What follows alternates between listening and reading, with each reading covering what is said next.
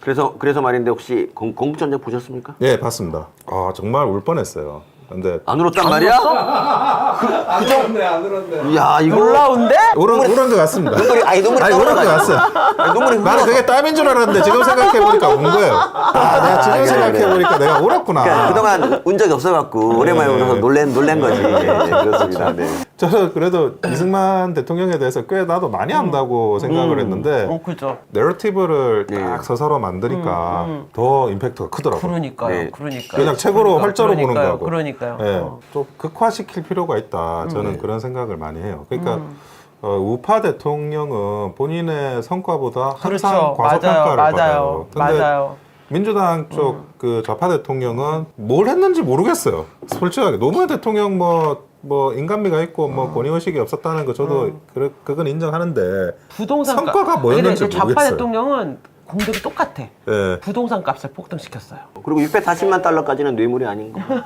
어쨌든 아니, 근데 이승만 대통령의 이런 족적을 바라보면 정말 고통으로 가득 차 있거든요. 맞아요. 그럼에도 똑바른 판단력, 미래에 대한 선견지명 그러니까. 그런 것들을 종합적으로 가지고 있는 사람이 다시 대한민국에 나타날 수 있을까 싶을 정도로 우리가 정말 뭐 100년의 신화가 있다면 성공이 있다면 그 모든 것의 시작은 이승만 대통령이었다고 생각합니다. 그러니까요. 초대 맞아요. 대통령이 이승만이 아니었다. 예. 우리는 이미 이미. 김정은 창가를 부르고 있겠죠. 자, 그리고 작년에 이제 우리가 작년에 개봉한 영화 중에 기적의 시작이라고 있어요. 그게 이제 이승만 대통령 영화인데 그게 그러니까 그때는 지금만큼 열기가 없었기 때문에 흥행은 안 됐어요. 그런데 기적의 시작에 다시 역주행을 해서 다시 개봉을 합니다. 그래서 어때요? 두 영화를 다 본 분으로서 저 기적의 시작할 때는 뒷부분밖에 못 봤어. 앞부분 뒷부분밖에 때 그 일하느라고 밖에서.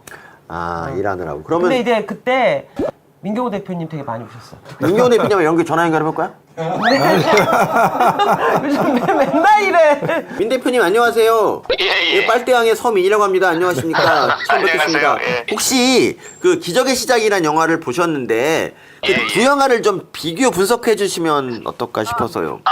그 영화.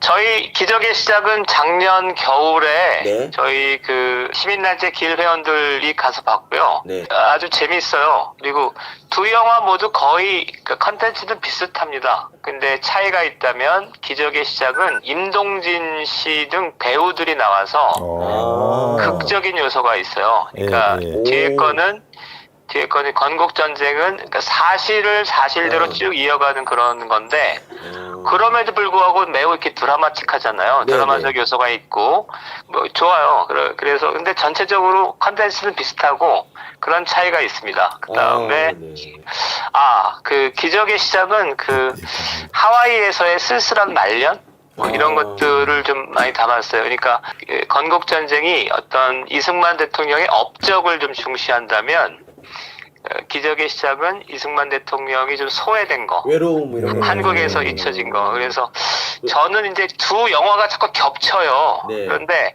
기적의 시작에서 딱 남는 거는 그 마지막에 하와이에서 이렇게 말년을 보내면서 고국을 그리워하는 장면. 고국을 그리워하는 장면. 또 온다.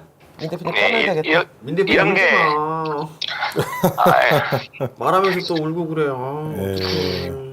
아니, 그 장면이 아주 인상적이에요. 저는 그게 이제 기억에 남아요. 기억에 남으니까 그게 감정이입이 된 거지 뭐. 네. 예. 근데 민 대표님은 그러니까 기적의 시작 볼 때도 많이 우셨다고 제가 들었는데 제가 이렇게 약간 감정에 약합니다. 예, 지금 민 대표님 전화 통화 감사하고요. 그리고 내일 생신이신데 내일 잘 보내십시오. 진짜. 예, 알겠습니다. 귀엽고 60 몇 회 생일이죠? 예, 알겠습니다. 58회입니다. 내일 환갑이에요, 환갑. 내일 한가. 아니 무슨 한갑이야. 58이지. 출산인가? 환갑잔치 언제 알았어요. 어디서요? 예. 네, 감사합니다, 민 대표님. 예. 조혜경님이 민경호 대표님 한참 울라 이래. 근데 민 대표님 좌파 때도 이렇게 많이 울었어요. 이거 저 감정이입을 잘해요. 그래서 이렇게 폐지 줍는 할머니들 있잖아요. 예, 길거리에. 예. 그러면은 우세요. 되게 못 견뎌하세요. 그 있잖아요, 초인. 니체의 초인이 사실은 그런 개념이죠. 세상의 모든 잘못이 내 책임인 것 같은 거예요. 그러니까 세상 모든 일에 책임감을 느끼는 사람이 초인이거든요. 그러니까 그게 책임이 또 다른 의미에서는 고난이 되는 거고 모든 것에 책임을 느끼는 사람 모든 것의 고난자가 될 수 있다. 그러니까. 이런 개념이 초인 개념이거든요. 그러니까 민 대표님 같은 경우는 이게 좌파에서 넘어오셨잖아요. 근데 그 좌파 사람들의 잘못을 이렇게 지적하고 그럴 때 그때도 막 울어. 그래서 그런 거 보면은 김경률 뻑하면 까는 나는 인간 말종인가 생각이 들어. 나는 한 번도 슬픈 적이 없거든.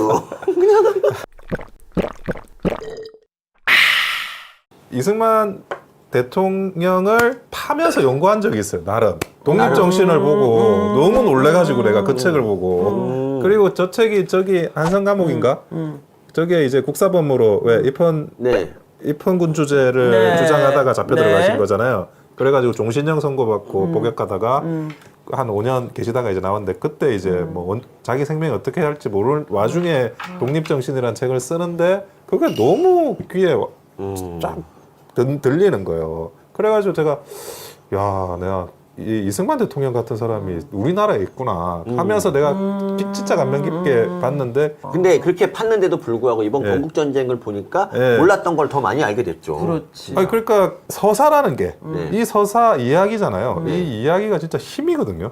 네. 이 사람은 다 이야기를 듣고 싶어요. 특히 우파가 이야기에 궁해 있거든요. 그렇죠, 그렇죠. 우파 보수 우파의 지지자들 네. 국민들이 네. 이런 서사에 굉장히 네. 그 목말라 있는 거예요. 목말랐지. 그런데 맞아. 갑자기 건국전쟁이라는 그 영화가 딱 나타난 거예요.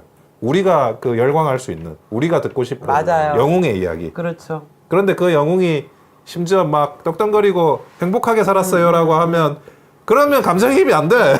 그게 아니라 너무나 고생하고 너무나 성과를 많이 내고 너무나 그 했던 사람이지만 또 한편으로 비극적인 라스트 씬 그런 것들이 더 이렇게 서사로서 감정이입이 되는 이거 선거에 영향 몇 프로 미칠 것 같아요? 난 영향 미칠 것 같아요. 총선에. 저도 미친다고 봅니다. 미친다고 보는 게 뭉치게요.